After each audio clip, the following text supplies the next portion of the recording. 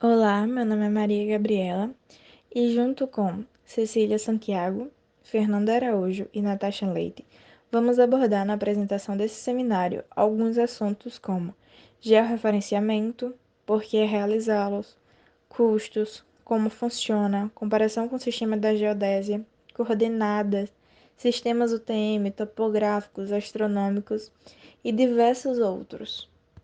Nesse primeiro momento, vai ser abordado o conceito, o que é o georreferenciamento. Mas antes disso, é preciso ter em mente que o georreferenciamento ele é um instrumento adotado pelo INCRA, Instituto Nacional de Colonização e Reforma Agrária, como uma forma de padronizar e identificar os imóveis rurais. O que é interessante, inclusive, é que muitas pessoas que atuam no setor agrícola não compreendem exatamente o que é, como funciona e qual a sua importância para esses imóveis. No entanto, o conceito de georreferenciamento ele tem extrema relevância porque ele pode alavancar os resultados do empreendimento. Além disso, tem outra explicação. Ele é uma exigência legal, já que o procedimento é obrigatório para algumas propriedades, e tem o fator econômico. Muitos benefícios governamentais, eles só podem ser liberados quando é comprovado que a propriedade fez o georreferenciamento. Exemplo disso é o crédito rural. Sendo assim, para chegar exatamente no conceito de georreferenciamento, é necessário primeiro analisar a sua expressão, que combina o prefixo geo, que significa terra, com o substantivo derivado do verbo referenciar, que esse tem como significado tornar como ponto de referência, localizar. Desse modo, o conceito de georreferenciamento remete, portanto, a situar um imóvel rural no globo terrestre, ou seja, estabelecer um endereço. Não só a sua localização exata na superfície terrestre, como também a sua forma e a sua dimensão. Esse procedimento ele é feito por meio de um mapeamento, mais especificamente, o georreferenciamento desses imóveis é feito através de métodos de levantamentos topográficos, com o objetivo de evitar sobreposições com dados de outras propriedades que já foram auferidas. Outro detalhe importante é que o georreferenciamento ele só pode ser realizado em uma propriedade por profissionais com formação e capacidade técnica na área da topografia. O CREA, que é o Conselho Regional de Engenharia e Agronomia, junto com o INCRA, certificam os profissionais que estão aptos a executar esse trabalho. De maneira geral, são engenheiros agrimensores, engenheiros cartógrafos, arquitetos e urbanistas, tecnólogos ou técnicos na área. A seguir, vai ser passada uma entrevista com Arlan Ferreira, que é um geógrafo e agrimensor, que tem um pouco mais de propriedade para falar sobre o assunto. Nós vamos acompanhar agora a nossa consultoria ambiental com a Geocom. Eu estou com o Arlan Ferreira, ele é geógrafo e agrimensor, e nós vamos para o nosso momento de consultoria ambiental, falando sobre o georreferenciamento. O que é esse georreferenciamento, Arlan? Bom dia, né? Bom dia a todos. Então, o georreferenciamento é, vamos dizer assim, é a regularização fundiária da propriedade rural. É onde que a gente faz um levantamento da propriedade, levanta o perímetro e com um aparelho de precisão, e aí a gente tem condições de trabalhar com esse levantamento e ter a área real da propriedade e a sua localização também, né? E como que acontece todo o processo para a realização desse geo? Então, o processo, a gente fala que ele se divide em três etapas. Primeiro, é o levantamento em si, né, que a gente tem uma equipe de agrimensor que vai a campo, na propriedade rural, faz o levantamento, como eu falei, em todo o perímetro, e depois a gente traz essas informações para o escritório, processa, envia para o INCRA aprova.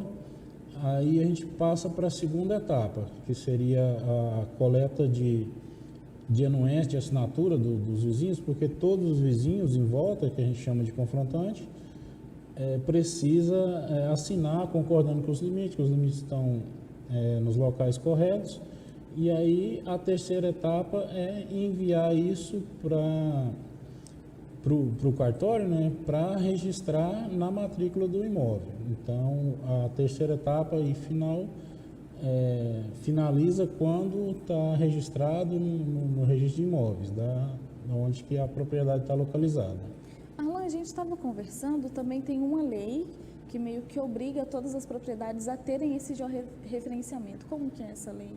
Então, a lei foi criada em 2001 e fala que todo imóvel rural, no território nacional, todos têm que ter o georreferenciamento. Mas essa lei trouxe prazos para fazer isso. Começou por etapas. Fazendas acima de 500 hectares, depois tinha um prazo para fazer, depois 250. Estamos na etapa de acima de 100 hectares e temos até 2029, recentemente agora em 2016, teve um decreto que prorrogou mais o prazo, era até 2025, hoje é até 2029, todos os imóveis precisam estar georreferenciados. E como que esse georreferenciamento vai facilitar para o produtor fazer alguma movimentação? Como que ele pode atuar? Então, o georreferenciamento ele é necessário para qualquer movimentação que precisa ser feito junto ao registro de imóveis dentro da matrícula, do documento da propriedade. Qualquer compra e venda, qualquer desmembramento, remembramento, transferência, partilha de herança, tudo precisa, o cartório vai exigir o georreferenciamento desse imóvel. E o pessoal pode procurar a Geocom para fazer esse trabalho também? Com certeza, a gente trabalha, atua nessa área, a empresa já tem um tempo já que assim, a nossa principal atividade é o georreferenciamento e pode estar procurando a gente faz um orçamento sem compromisso, a gente faz esse acompanhamento, todos os trâmites. Todos os trâmites, a gente faz desde o início, desde o levantamento até a entrega do documento final já registrado no cartório para o cliente. Quero agradecer a sua participação, Arlan, e nós voltamos semana que vem com mais um quadro de consultoria ambiental.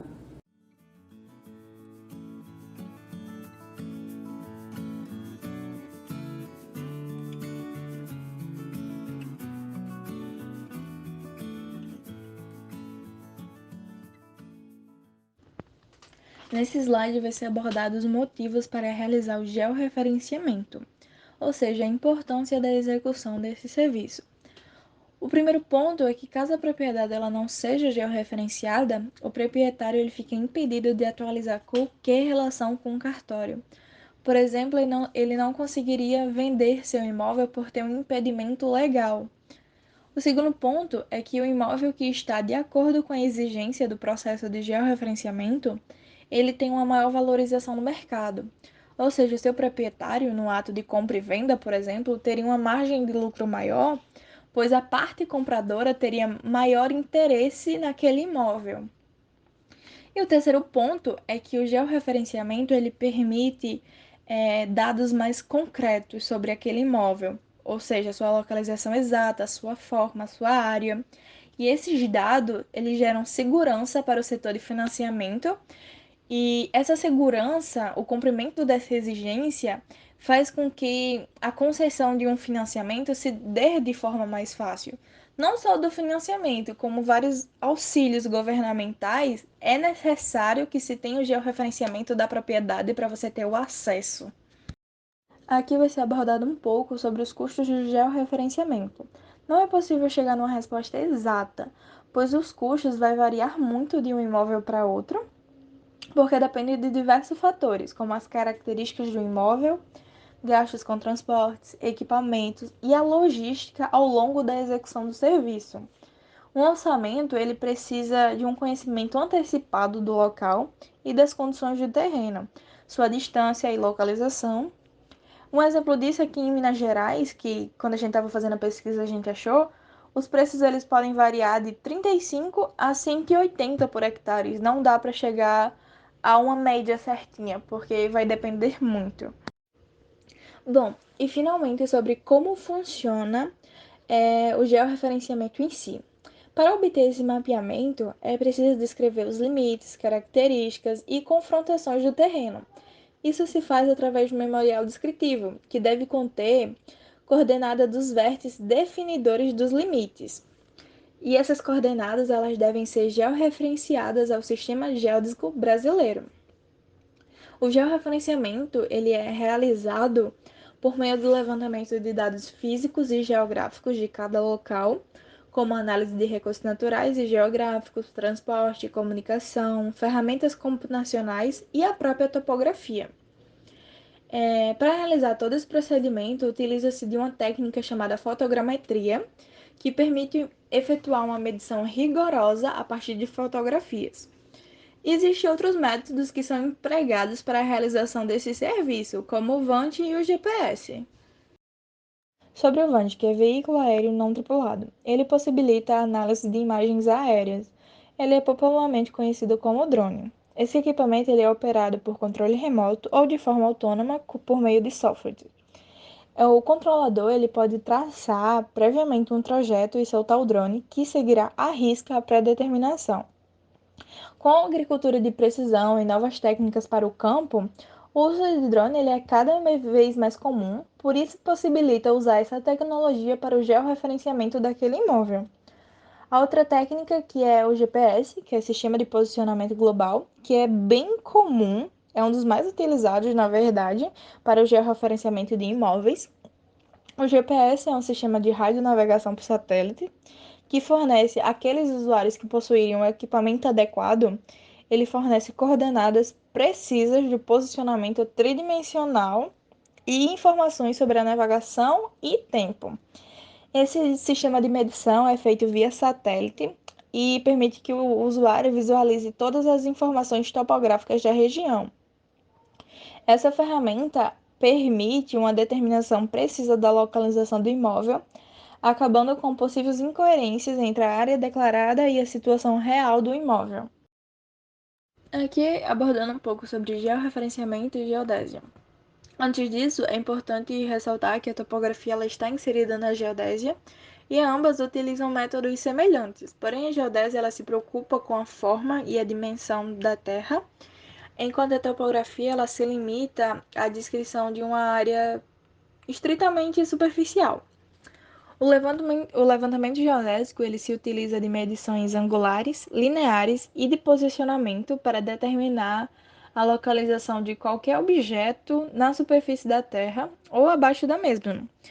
Isso considerando os parâmetros da curvatura da Terra e a referência geodésica, objetivando assim a representação em planta com a utilização de projeções cartográficas, também conhecida como levantamento planiométrico georreferenciado. E esse levantamento ele é utilizado no georreferenciamento de imóveis rurais. Para o mapeamento ou para diversas aplicações em engenharia, existe a necessidade de definir ou estabelecer ou manter um sistema de referências geodésicos de apoio. O levantamento geodésico, ele, por ser utilizado para a determinação de coordenadas de pontos sem a representação gráfica, nesse caso, esses pontos eles são referências para os demais levantamentos, como a implementação de marcos geodésicos ou de transporte de coordenadas. O marco geodésico ele é um apoio local, é um ponto materializado no terreno, cujas coordenadas elas são determinadas a partir de redes geodésicas de referência, sendo de grande importância no georreferenciamento de qualquer obra ou empreendimento, além de apresentar-se como um importante instrumento para a atualização cartográfica. Eu sou Cecília e agora eu vou falar um pouco sobre os conceitos da geodésia. Primeiramente, a gente tem que saber que a história da geodésia começa realmente pelos primeiros relatos documentados na era grega. Naquela época, a geodésia era uma ciência que desafiava os intelectuais, fazendo com que alguns dos maiores nomes da história dedicassem a ela parte das suas energias. Nós temos primeiramente a Terra plana, que eles acreditavam ser uma terra com um disco suportado por 4 elefantes sobre as costas de uma grande tartaruga nadando em um oceano de leite. A gente tem mais ou menos uma noção do que eles queriam dizer com essa imagem aí no slide. Em segundo, nós temos a Terra esférica, com Pitágoras de Samos e Tales de Mileto, que defendiam a esfericidade da Terra e que a mesma girava em torno do Sol. Porém, foi Aristóteles quem apresentou 3 argumentos para a esfericidade da Terra, falando sobre a variação no aspecto do céu estrelado com a latitude, sombra circular da Terra nos eclipses da Lua, tendências das partículas a se dirigirem para um ponto central do universo quando competem entre si adquirindo a forma esférica, como podemos ver aí na imagem. Porém, foi Eratóstenes quem realizou a primeira determinação da circunferência na Terra. No vídeo de Carl Sagan, um dos mais renomados cientistas do planeta, é explicado esse experimento.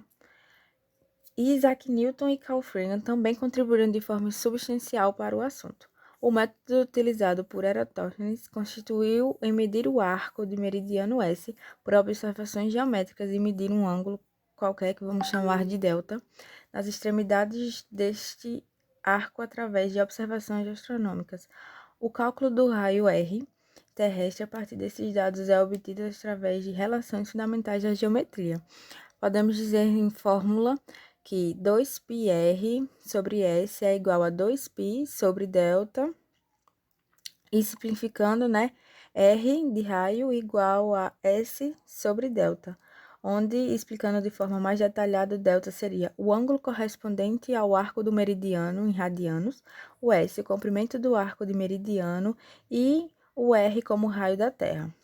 Além disso, com a aceitação da esfericidade terrestre, surgiram as coordenadas esféricas usadas pela primeira vez por Dick Helms, no final do século III, numa compilação atualizada do mapa mundi que continha informações sobre o sul da Ásia conquistado por uma expedição militar de Alexandre.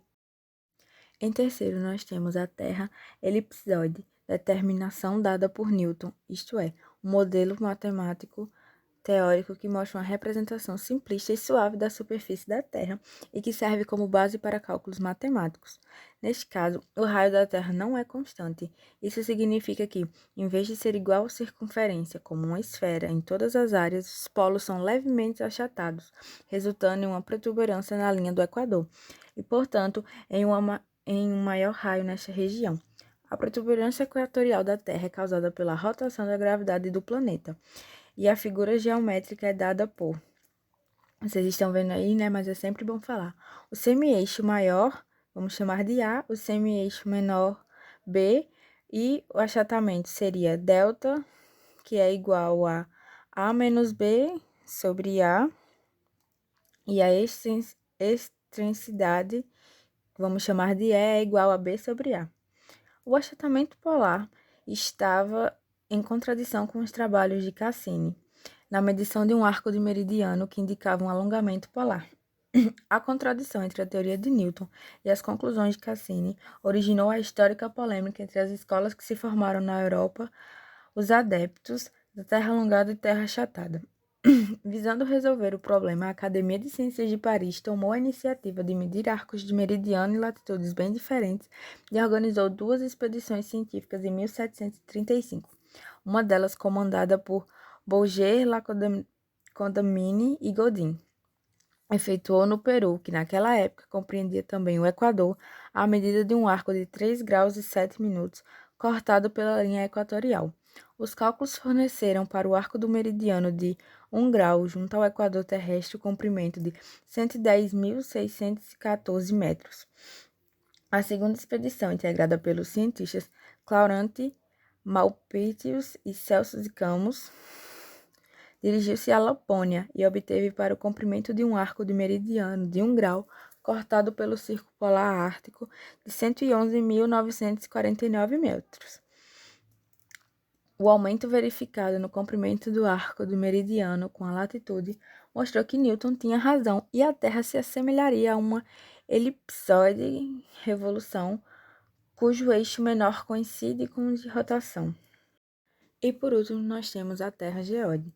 Gauss caracterizou o geóide como, abre aspas, a figura física da Terra, fecha aspas. Isto é, o modelo físico da forma da Terra que acompanha as variações do campo de gravidade do nosso planeta. O modelo geodial é calculado a partir de medições da aceleração de gravidade, seja na superfície terrestre ou nos oceanos, além de medições conduzidas por satélites dedicados a essa temática. A aceleração de gravidade varia sutilmente em cada local do planeta, função da densidade das rochas no seu interior, resultando em uma distribuição de massa heterogênea. O geóide representa uma superfície equipotencial, que significa de mesmo potencial, do campo de gravidade da Terra, e sua aplicação é essencial em trabalhos de engenharia que envolvam altitudes. Algumas observações. A primeira, enquanto que a superfície física varia entre os positivo 8.850 metros de Monte Everest e negativo 11.000 metros das Fossas das Marianas, o geóide varia apenas cerca de mais ou menos 100 metros além da superfície do elipsoide de referência. Segunda observação. Sendo a superfície geoidial irregular, não é possível criar um modelo matemático de coordenadas georreferenciadas. Terceira observação. No entanto, é possível adotar um modelo de Newton para descrever a superfície da Terra, ou seja, uma superfície elipsoidial que melhor se adapte ao geóide. Quarta e última observação. O elipsoide é uma superfície de fácil modelagem matemática, adequada para estabelecer um sistema de coordenadas. A esfera é uma aproximação válida do elipsoide para levantamentos topográficos. Boa tarde, meu nome é Fernanda e vou falar um pouco sobre as coordenadas geográficas. As geodésicas, elas são as cujas latitudes e longitudes são referidas à direção da normal. Já as astronômicas são referidas à direção da vertical, a um ponto da superfície da Terra. A relação entre essas duas coordenadas é que elas foram desenvolvidas com a navegação e a astronomia de posição. No passado, os navegadores eles obtinham a localização na superfície terrestre pela observação dos astros, usando o sistema de coordenadas geográficas astronômicas. Atualmente, a determinação da posição da superfície da Terra ela é realizada através do rastreio de satélites artificiais, utilizando o sistema de coordenadas geográficas geodésicas. Essa imagem ela ilustra as coordenadas geodésicas, onde λg, que é o primeiro ponto que está aí destacado, representa a longitude geodésica, que é o ângulo diedro, que é formado pelo meridiano de referência e o meridiano local. E o segundo ponto, essa imagem destacada abaixo, é φg, que representa a latitude geodésica, que é o ângulo plano que a normal forma com a sua projeção sobre o plano do Equador. Na imagem em azul, meio inclinado, temos Hzinho, que representa a altitude geométrica, que é dada pela separação entre a superfície física e elipsoidal, medida ao longo da normal, e temos Hzão, que é o H maiúsculo, H minúsculo e H maiúsculo, que é a altitude ortométrica, que é dada pela separação entre as superfícies física e geoidal, medida ao longo da vertical. Essas coordenadas geodésicas, as que eu falei agora, que eu exemplifiquei o que tem na imagem, elas são suficientes para fixar um ponto no espaço. Mas no passado, as coordenadas φ e λ, elas eram obtidas através da triangulação, enquanto a altitude geométrica era praticamente impossível de ser obtida, porque não tinha como eles obterem as alturas geoidais. Mas, atualmente, no decorrer do tempo, com a era espacial, as observações sobre os satélites artificiais permitiram obter as coordenadas cartesianas tridimensionais, que são transformadas no termo geodésico, φ, λ e o Hz.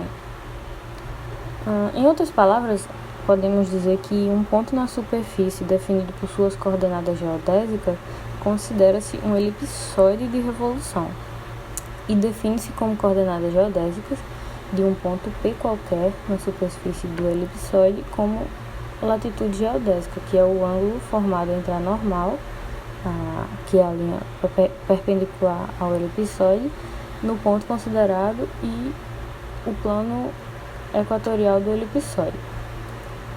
Essa coordenada ela tem um sinal positivo no hemisfério norte e negativo no hemisfério sul. A longitude A longitude geodésica ela é o ângulo formado entre o meridiano de origem, o Greenwich, e o meridiano do ponto considerado, contado sobre o plano equatorial, né? E essa coordenada ela é positiva a leste de Greenwich e negativa a oeste.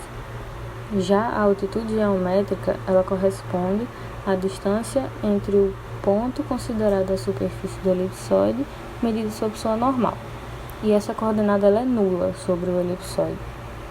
As coordenadas curvilíneas elas podem ser representadas em um sistema cartesiano através de formulações que fazem associações entre esses dois sistemas, o cartesiano e o geodésico. Para que um sistema de coordenadas astronômicas seja definido, são necessários 4 elementos, que são o ângulo diedro, o ângulo plano, a distância e o tempo.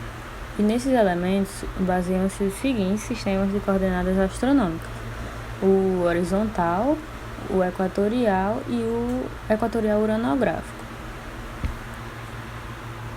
Algumas referências astronômicas são o plano do Equador Celeste e polos celestes, o do horizonte do observador, nadir e zênite, e o equinócio de primavera.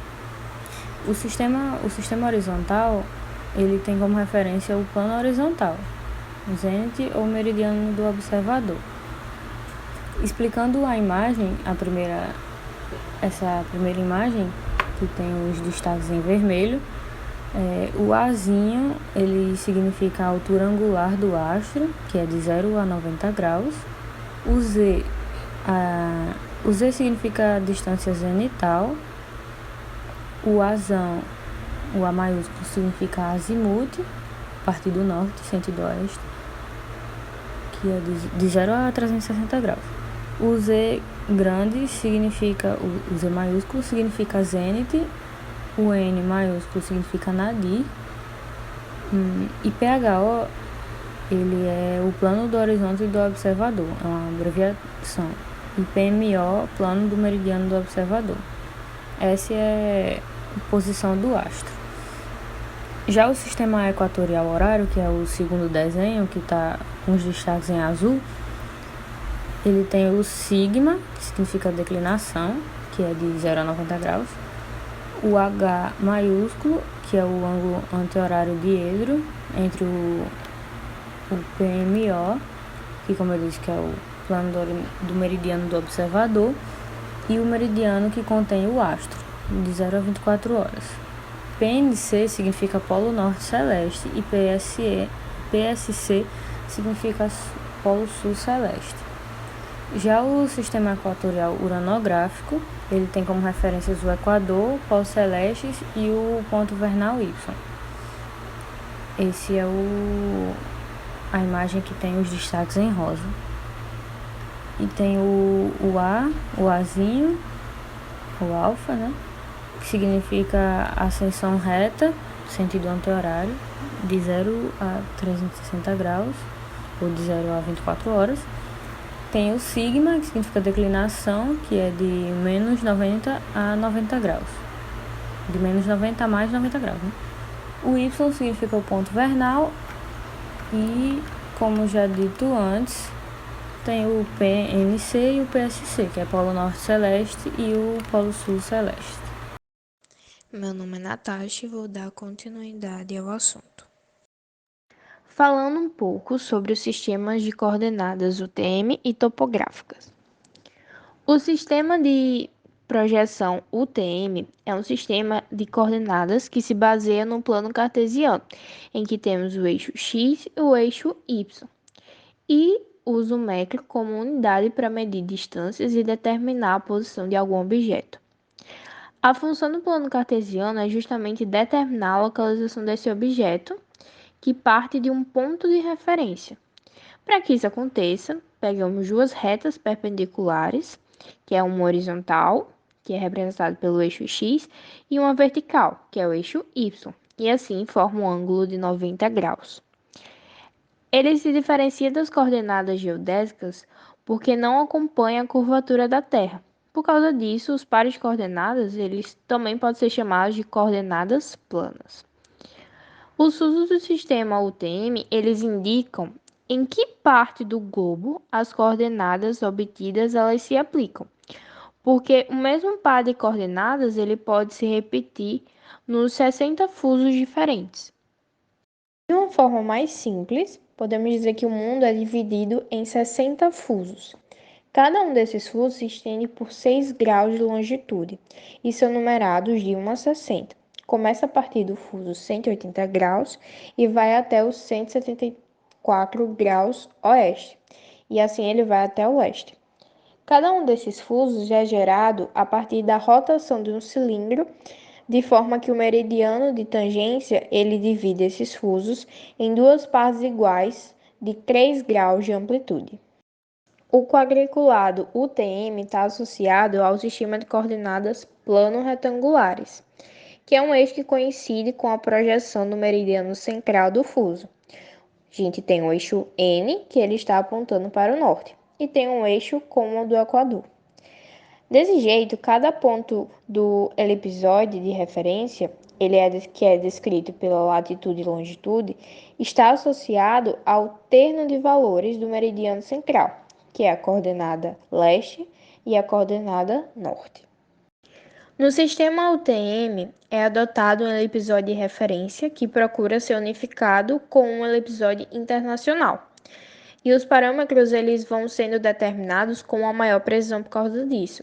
Mas no início era utilizado um elipsoide que é diferente para cada país ou para um grupo de países.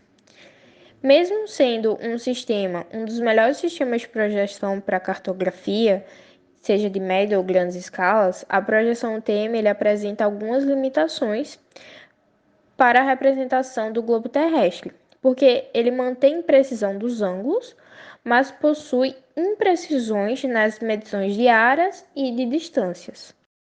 O sistema UTM emprega diferentes escalas dentro do mesmo fuso de representação. Não consegue proporcionar uma continuidade nessas representações entre os diferentes fusos. Quanto mais longe os dados estão do meridiano central e da latitude de origem, maiores são os erros. Para que a gente consiga evitar essas coordenadas negativas, esses erros, são acrescidas constantes à origem do sistema de coordenadas, que é especificado. Falando agora sobre os sistemas de coordenadas topográficas. A posição relativa dos pontos da superfície terrestre é caracterizada pelas coordenadas num sistema de referência. Qualquer que seja o sistema envolvido, tais coordenadas são sempre a abscissa e a ordenada. Em topografia, as coordenadas são referidas ao plano horizontal de referência, que é o plano topográfico. O sistema de coordenadas topográficas ele vai ser definido por um sistema plano retangular, x, y, sendo que o eixo das ordenadas y está orientado segundo a direção norte-sul, que é a magnética ou verdadeira. E o eixo positivo das abscissas, que é x, ele forma 90 graus na direção leste. Também tem uma terceira grandeza, que é a altura, que se junta com essas coordenadas planas, x e y, e define a posição tridimensional do ponto. Nas operações de campo, para que se tenha essas coordenadas topográficas, precisamos da medição de uma distância horizontal, um ângulo horizontal e uma distância vertical, que também pode ser um ângulo vertical para cada um desses pontos. Além também de ter que determinar a orientação em relação a uma direção fixa, que é justamente norte e sul. Já no escritório, essas coordenadas são calculadas em função das medidas de campo. Então, as medidas de distância e ângulos horizontais vão nos permitir calcular as coordenadas planas, que são x e y.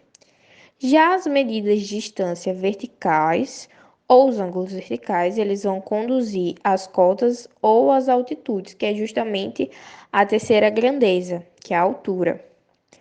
Um ponto ele vai ser definido nesse sistema através de uma coordenada denominada abscissa, que é justamente a coordenada x. E tem a outra que é denominada ordenada, que a gente tinha falado antes. Essa é a coordenada y. Existem métodos que nos permitem a transformação de coordenadas UTM em coordenadas topográficas locais. Essas medições topográficas, elas se referem a um plano topográfico local. Os pontos que são levantados por GPS se referem a um sistema de coordenadas cartesiano geocêntrico, que podem, obviamente, ser convertidos para uma coordenada geodésica ou UTM. Então, aí a gente consegue integrar dois sistemas, trazendo esses pontos GPS para um sistema local, ou as medidas topográficas para um plano UTM. Vale ressaltar também que ainda existe a opção de se realizar transporte de coordenadas geodésicas. O GPS é um sistema que opera através de satélites orbitais que enviam sinais aos seus receptores. Esses receptores decodificam esses sinais e os transformam em coordenadas, que auxiliam pessoas em seus deslocamentos, em seus trajetos, fornecendo rotas. Já na topografia, o GPS ele vai servir principalmente para levantamentos topográficos, planos e altímetros de estrada, canais, linhas de transmissão, seja de propriedade rural, rede de esgoto, geoferenciar terrenos, determinar as curvas de nível e outras coisas. Com o receptor GPS num levantamento topográfico, um topógrafo só, ele consegue fazer todo o trabalho que seria de uma equipe toda. E ele faz isso em uma fração do tempo que seria necessário para as técnicas convencionais. Não tem mais necessidade de todo um time lá, ter que subir no morro e embaixo de um vale para que ele consiga estabelecer essa conexão, ter esse ponto conhecido. O serviço com o GPS ele já possibilita essa agilidade no tempo de um levantamento. Você consegue concluir um trabalho em uma propriedade que, do jeito mais antigo, levaria uma semana para fazer. Então, o GPS nesse levantamento topográfico, ele não precisa estar fazendo correção de ângulos, de distância, porque não existe nenhum erro linear, nenhum erro angular. Ele já faz o rastreamento com no mínimo 4 satélites e automaticamente ele já fornece a posição geográfica de cada local, com a latitude e a longitude. Esses dados que ele pega são armazenados na memória receptor fixo e do receptor móvel, e depois são descarregados e processados em um computador software ou outro dispositivo de mercado. Então, esses dados são levados ao AutoCAD, que delimita o perímetro com as especificações de áreas e a planta. E, por fim, é impressa com todos os detalhes. Aqui são as nossas referências e a apresentação se encerra aqui. Obrigada pela atenção.